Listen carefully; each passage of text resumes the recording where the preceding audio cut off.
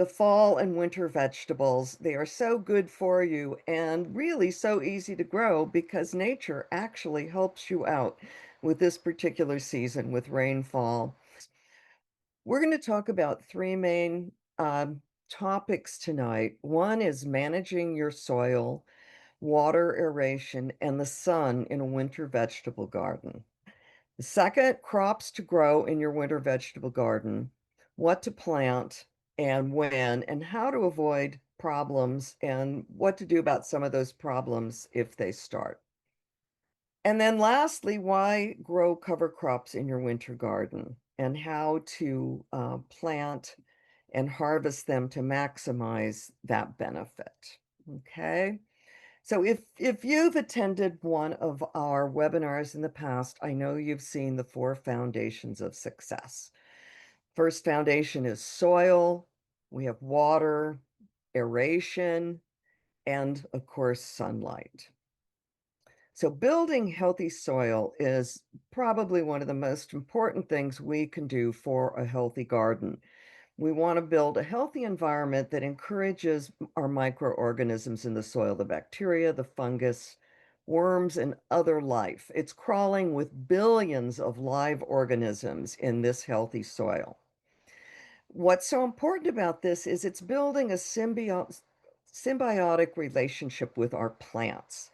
The plants bring the carbon and the air from the carbohydrates to feed the microorganisms, and then the organisms break down those nutrients and make them available to the plant.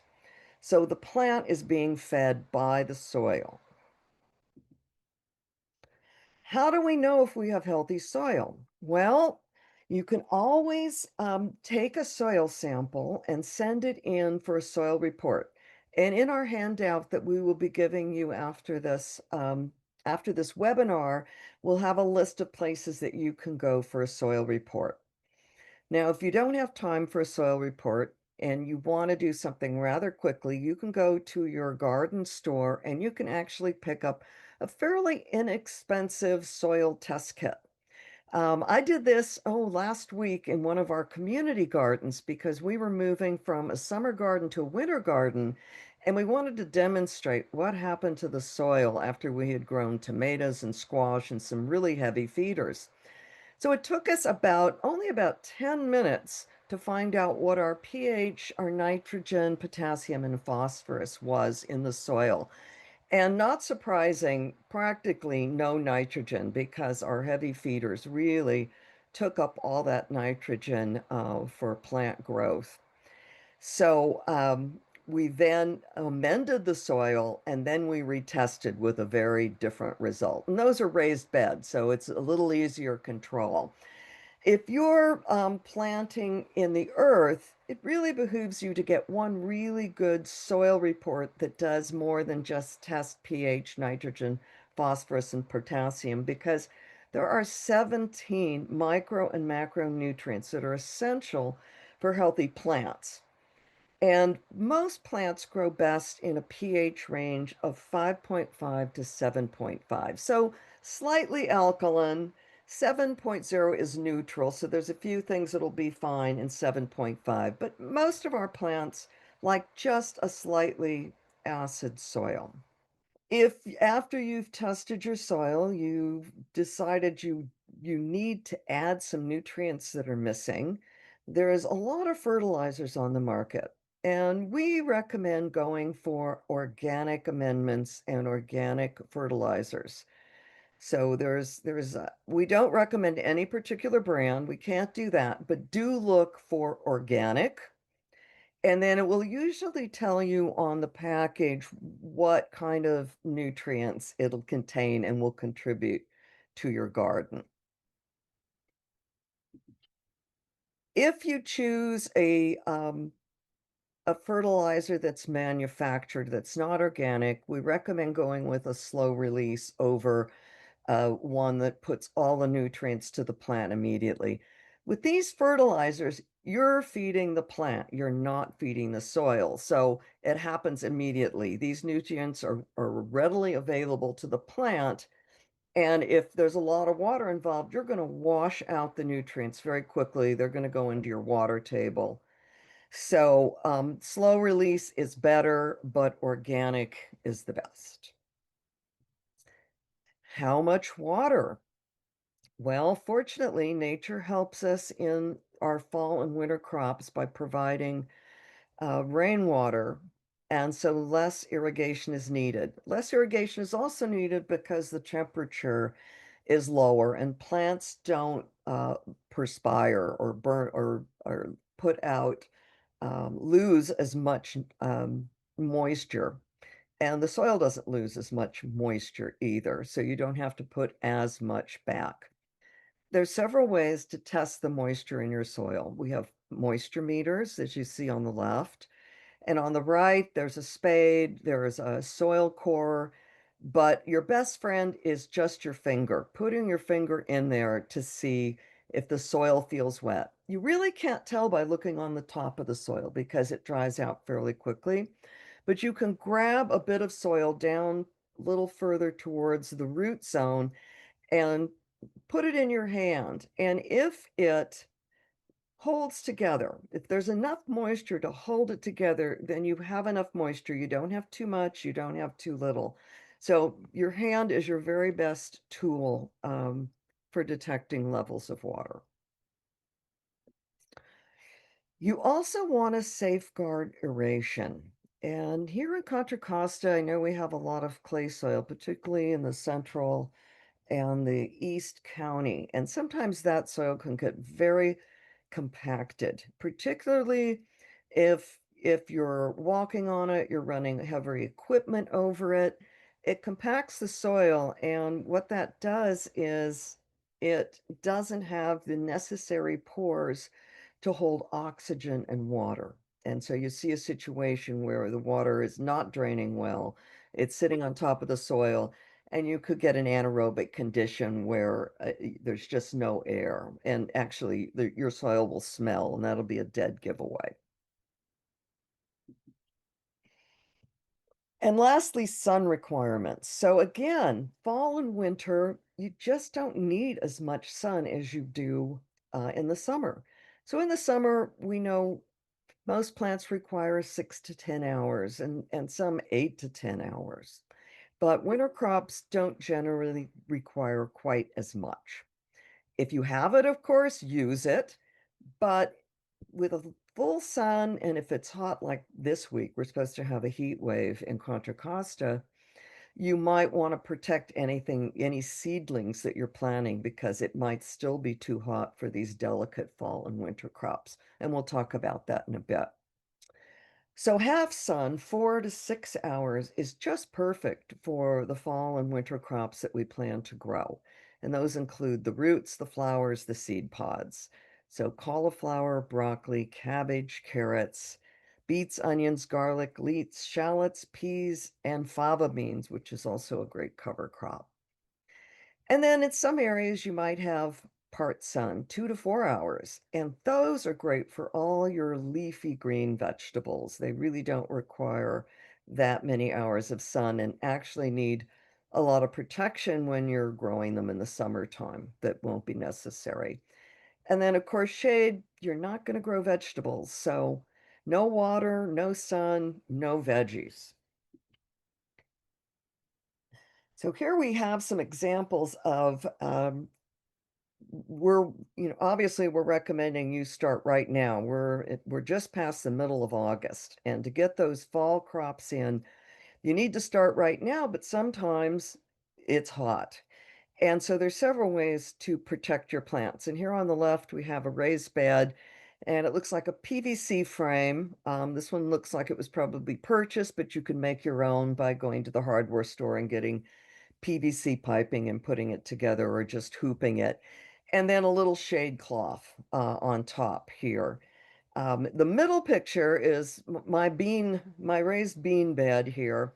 And I'm using the opportunity to plant my leafy greens in underneath what I've created is like a little tunnel.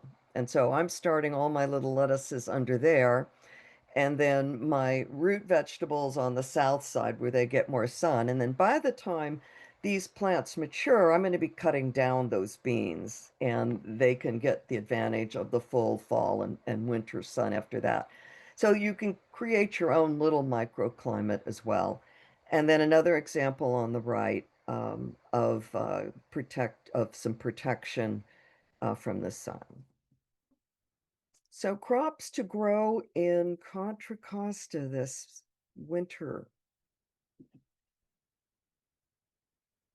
There's two different ways to plant a fall and winter crop. So direct sow into the ground versus transplanting seedlings. Root vegetables like to be direct sown, and we're pretty fortunate that the pests generally stay away from things like radishes and they don't really go after them. So you can safely direct sow a lot of the root vegetables directly into your raised bed or your soil garden. But the ones that we should transplant are the brassicas, the broccoli, cauliflower, Brussels sprouts, and the kohlrabi, and so forth. And they're best transplanted from seedlings. Now you can start these seedlings right now in a seed tray or a 6-pack you've saved with some potting soil and get them going right now with the exception of Brussels sprouts. We're a little bit late on the Brussels sprouts, so that you'd have to buy your seedlings at this point. Okay, the longer list for direct sowing versus transplanting versus those that will do either one quite well. So again, direct sow are all your root vegetables. Transplanted again, um, your brassicas, and then those that you can do either way. You can go with seedlings or you can um, direct sow. So we've got, the arugula, lettuce, spinach, cilantro is good now. It likes the colder weather. Chard is a biannual. You can plant that now and have it several seasons. Fennel, radicchio, kohlrabi. Peas, they actually add nitrogen to your bed. Great choice. Watercress. Kales are good. Those last a long time. Definitely will get you into the spring and summer months. Parsley is again, it's a biannual. You'll have that a couple years. Bok choy, mustard greens, and onions. Now, for me, I actually I put these more lettuce type, I do them in seed trays first because the pests just love these things as they're coming up, and particularly the peas. If you have bunnies or rats or any little critters around, they are going to go after those peas as soon as they sprout if you don't protect them. And sometimes the smaller lettuces don't have a chance. So if you plant them from seedlings when they're bigger, you have a better chance of them surviving. Winter crops to plant August and September. Here we go. Some beautiful pictures. I did my first Romanesco last year and it was absolutely stunning. Too pretty to eat almost. But you've got the cauliflower, broccoli, and your cabbages.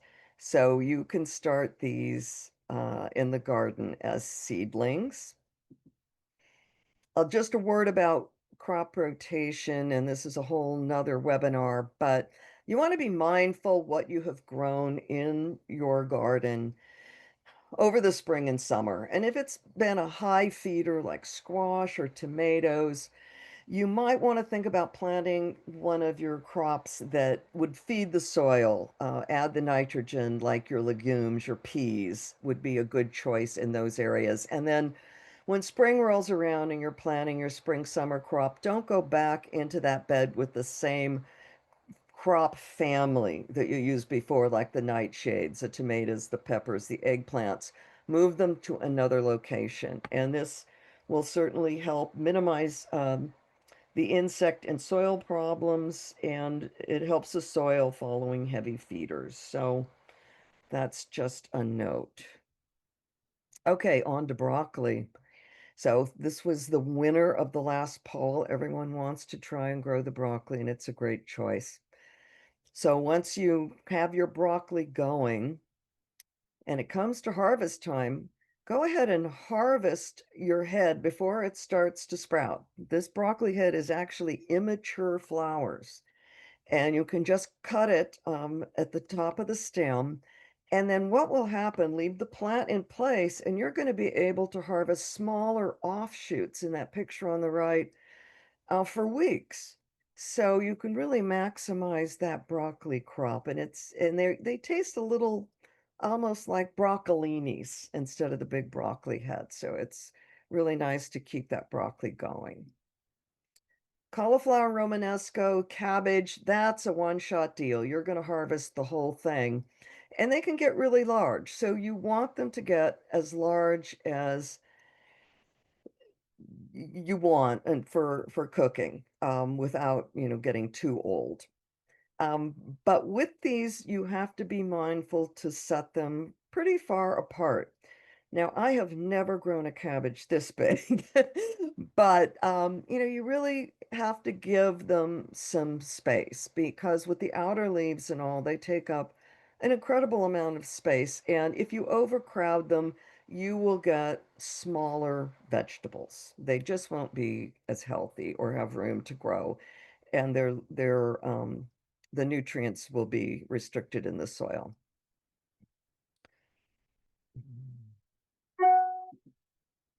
Kohlrabi is a great vegetable, and the entire part of the plant is edible. The root bulb as well as the leaves, and that also goes for beets as well. Beet greens and the beets, they are 100% edible, but when you harvest them, that's it. Brussels sprouts, this is an interesting one. It takes a lot of patience. There are short season varieties and there are long season varieties. In our area right now, we recommend you go with the short season varieties so that you can harvest your Brussels sprouts before the weather gets too warm. And at this point, it's a little too late to start the Brussels sprouts from seed. You want to plant seedlings into the ground, and you need to get it going right now. A long maturity, and that's with a seedling, is 90 days. Now, the thing about harvesting Brussels sprouts to lengthen that harvest, they ripen from the bottom of the stalk up. So rather than cut the whole stalk up, just harvest the bottom Brussels sprouts as they ripen, and then you can keep it going, and they're fresh and they're growing over a longer period. Couple problems to avoid, and some of this has to do with planting too late. Maybe your vegetables are small, they don't reach full growth, full size, and that could be because you don't have enough leaf material to take that limited sunlight that you have in the fall and the winter. You need good leaf growth in order to get in those nutrients to feed those microbes that are in the soil that then feed the plant. Another problem to avoid, and it's almost unavoidable, so we'll give you some techniques to deal with this, and it's our garden pests. All summer long, I've seen this lovely little cabbage butterfly, cabbage moth flying around my garden, and it's been taunting me. It's saying, "Get those brassicas in, we're hungry." They love your brassicas, and they lay these little white eggs on the leaves. They're perpendicular, but they're very, very tiny, and those hatch into these tiny little larva worms. And they're hard to see because they're green and they kind of blend in with the leaves. But you can look for them, and once you see holes appear in your leaves, you can find them and you can pick them off. But some of us are squeamish and we're looking for other solutions. So one solution is natural enemies. If you have a healthy ecosystem in your garden with a lot of pollinating plants and a little water source and just a lovely little environment, you're going to encourage more of those good predators, like these parasitic flies, parasitic wasps, ladybugs, all kinds of good lacewings that can help you in the garden, and they'll naturally gobble these things up like a snack. But the other thing you can do is preventative. And that again, look at, we've got that PVC hoop back, but we're using it in a different way this time. Once we put in our seeds or our seedlings, you immediately cover these plants with a net. In the middle picture, I have a wire cage that has a little door that opens on the top. And because I have so many varmints in my garden, furry and otherwise, I use these cages to do double duty. They protect my tomatoes, and then I just throw a cover over them to keep the cabbage moths away. You can also use it as a mini greenhouse to cover it with maybe a cloud cloth if you're trying to retain some temperature. So once you have these little structures, whether they're PVC, they're homemade, they're wood, they can be used for all sorts of different purposes. And finally, you've got them, you can't get rid of them. You can go to BT spray. And BT is Bacillus thuringiensis. It is natural in the ground. It's okay for organic gardening because it's in the soil, it's non-pathogenic, and it's safe for all higher animal forms. So it's safe for your pets. It's not going to harm honeybees because they need flowers, and we're growing vegetables here. We're growing stems, we're growing leaves, and we're growing immature flowers. So the bees aren't going to be attracted to these plants. It contains a toxic protein, and you spray it on the leaves, and once these worms consume the leaves, they're gone.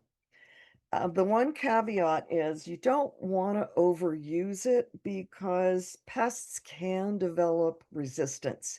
So you really want to try everything else first before you use this product. But again, it is safe. Another challenge is if your vegetables turn into flowers.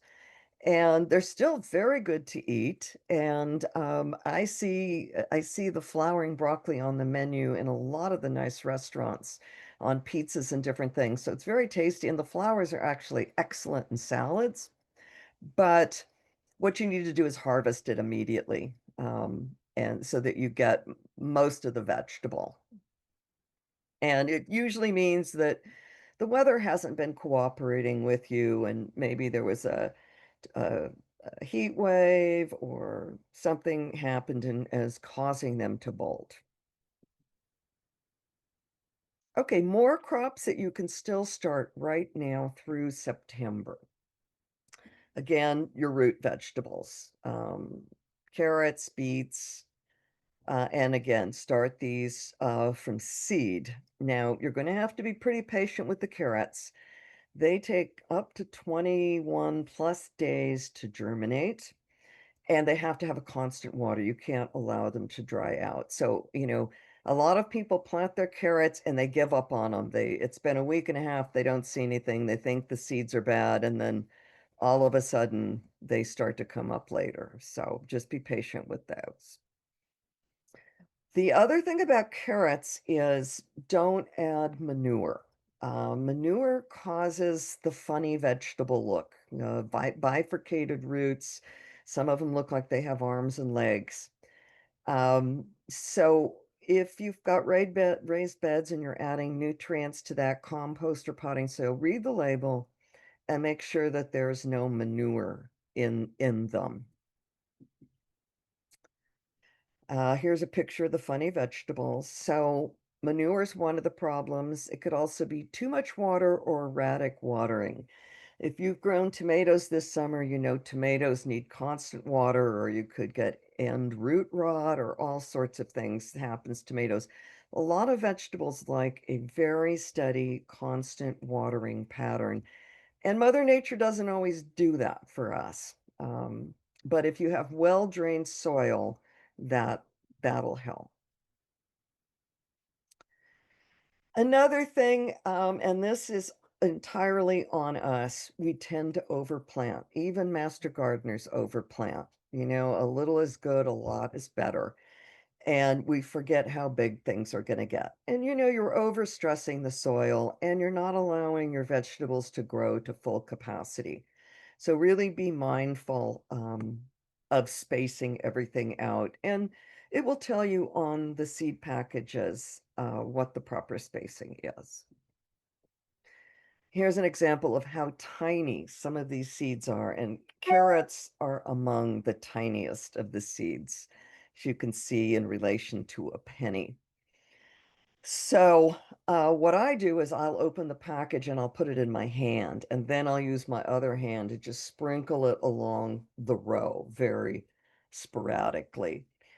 Here we have carrots in a container, and you can grow all of these fall and winter vegetables in containers. You don't need a large yard.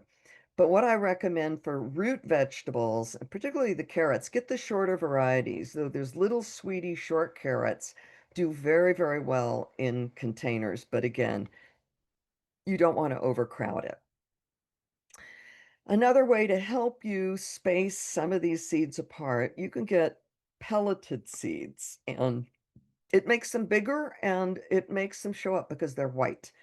So with the pelleted seeds, it's easier to pick them out and space them.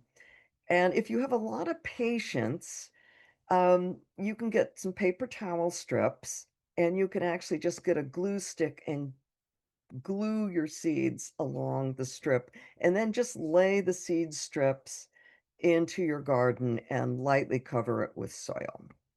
And then, of course, the paper towels just disintegrate with the water. Okay, sugar snap peas, English peas. These are one of my favorite things to grow, as long as you protect the seedlings, because there are a lot of pests that really, really like them when they're tiny. But they really produce in our area. It's a great crop, and then the byproduct is they're adding nitrogen to the soil.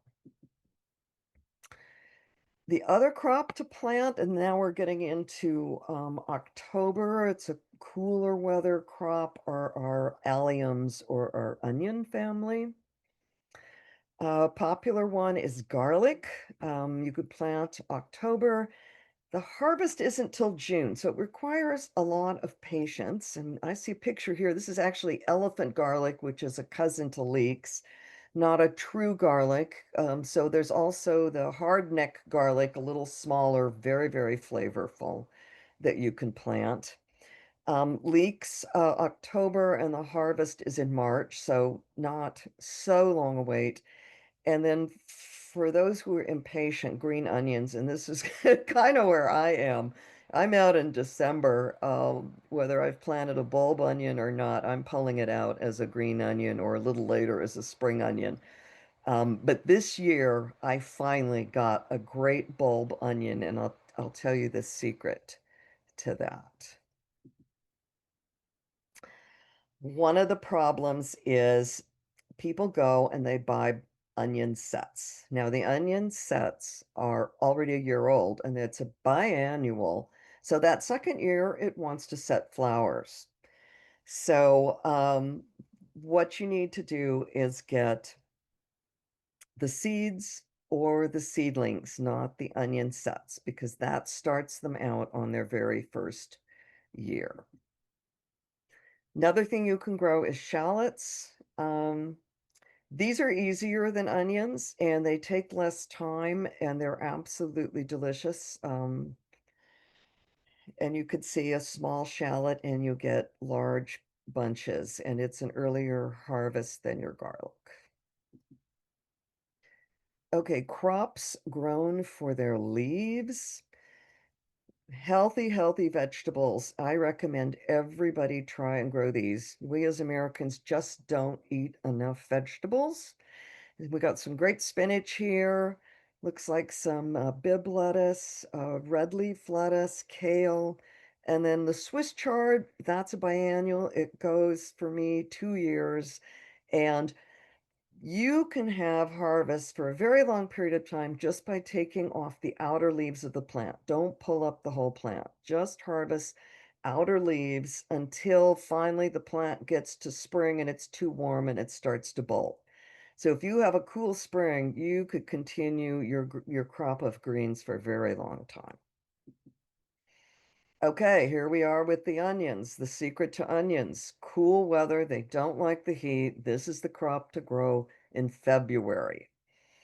So again, get the seeds or the seedlings, wait till February, and then plant them. And that is going to help you get those full bulbs in late spring, early summer. And I actually pulled up some lovely big purple onions this summer, and I was absolutely delighted. And you just have to wait until you know the weather's going to be cool and don't start with the sets. Potatoes. I grow potatoes every year because it is so much fun harvesting them, and usually my grandkids are the ones that do that for me. And we recommend you do it in potato bags, grow bags, recycled bags from your soil, anything like this, because if you've ever harvested potatoes, you never find them all, and they are coming up forever. And because they're part of the nightshade family, you really want to rotate crops. So you don't want to be fighting with these coming up in your raised beds or your vegetable garden. So I recommend you plant them in these containers. You can also get some potato grow bags online that have like a window or a door where you can open it up and harvest them from the bottom or peek on them and see how they're doing. And that's really fun if you have children or grandchildren. Okay, more crops for February. Well, here we go again. We could do more broccoli and more kohlrabi. And kohlrabi, it doesn't, it's not as long a wait. So 2, 3 weeks in, you can start a second crop. This is a shot of my hill, and I have a little vineyard, and it is just waking up. And it looks like it must be early March. And I have just mowed down all my cover crop. And you can see it's quite a grassy looking field. But what that cover crop is doing is it's returning nutrients and organic matter to the soil. It's supporting beneficial microorganisms. It's reducing erosion, and that's a pretty darn steep hill. So I really have to be mindful of that. Laying the green material, just cutting it and leaving it in place, is increasing, um, it reduces water evaporation. It's going to eventually increase water holding ability and water absorption by leaving all of those roots in the soil. And if you've got a raised bed, it's really attractive. There's all kinds of different cover crops with beautiful flowers and they have different solutions for different soil types. So great for soil health and attractive. There's two main groups. You've got your legumes, the bean family, and these are nitrogen fixers. And then you have your grains. And the grains really help with the tilth of the soil. They add organic material by virtue of all of their roots in the soil. And it's very important with all of these cover crops that you leave the roots undisturbed because that's what's doing all of the work. So first the legumes, and I do a mix of, and some of our other master gardeners also like Bonnie do a mix of cover crop. So we have the vetch on the left, which is a really pretty purple flower. This is the crimson clover, some field peas, and then of course fava beans. And fava beans have this beautiful white flower with a purple black spots on them. And they are great nitrogen fixers. So what do we mean by nitrogen fixers? Well, they take elements from the air and they convert them into these little nodules on the roots. On the bottom, we have a clover, and on the top we have a fava bean, and you see those little nodules, those are nitrogen. And what happens is the microbes in the soil take that and make it usable nitrogen for your plants. So you want to leave these roots in the ground undisturbed. The other type of crop, the grain crops, improve tilth, they capture the nutrients, and they prevent erosion because they have pretty hefty root structures. And you can also add to this, so you've got rye, barley, oats. You can also add daikon radish, which is a huge radish that really adds organic material to your soil.